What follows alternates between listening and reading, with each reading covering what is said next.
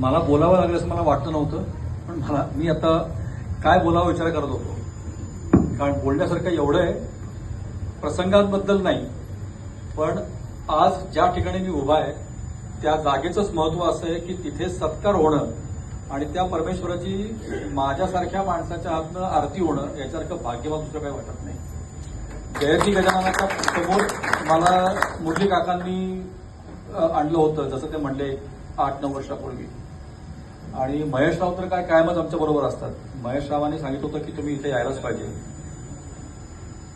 तेव्हा ज्या गणपती समोर नतमस्तक होऊन ज्याची प्राणप्रतिष्ठापना करून छत्रपती महाराजांनी आणि आईसाहेबांनी मुहूर्तमेढ रवली,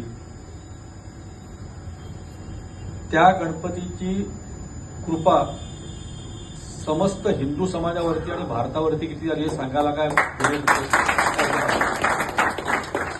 त्याच्या छत्रछायेखाली आल्यानंतर एक वेगळा आनंद तेव्हा मिळाला होताच. आणि त्याहीपेक्षा एक विश्वास निर्माण झाला होता की हा आहे मागे, जयंती गजानन उगाच नाही त्याला म्हणत. आणि आमचं बोलणं झालं होतं माझं आणि महेशरावांचं आणि मुरली काकांचं की जेव्हा होईल तेव्हा मी इथे येईन आणि तेव्हा आपण एकदा आरती करूया. तो आज योग आला. यातनं या सगळ्या प्रसंगामध्ये आपण गोवलं गेलो याच्याबद्दल मला काही शंका कधीच नव्हती. परंतु परिस्थिती अशी असते की स्वतःखेरीज इतरांवरती विश्वास ठेवता येत नाही. कारण जसे शत्रू बाहेर आहेत तसे शत्रू आत देखील आहेत. जसे शत्रू आत आहेत तसे शत्रू देशाच्या विविध अवयवांमध्ये पसरलेले आहेत. आणि कोण शत्रू कुठनं कधी काटाकडे सांगता येत नाही.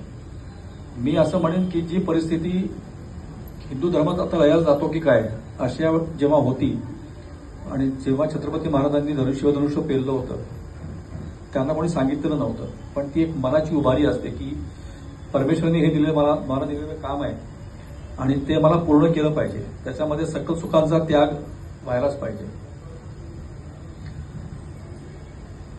तशी काहीशी परिस्थिती त्याच्या जवळपास जाणारी आज आहे असं मी म्हणू शकतो. पण हे सगळं चालू असताना, या सगळ्या प्रसंगातून जात असताना सर्वात मोठा जर का आधार कोणता होता, एकच आधार नव्हता, 2-3 आधार होते. एक तर स्त्री शक्तीची क्षमता काय असते ते मला कळलं. माझी आई, माझी पत्नी अपर्णा आणि माझी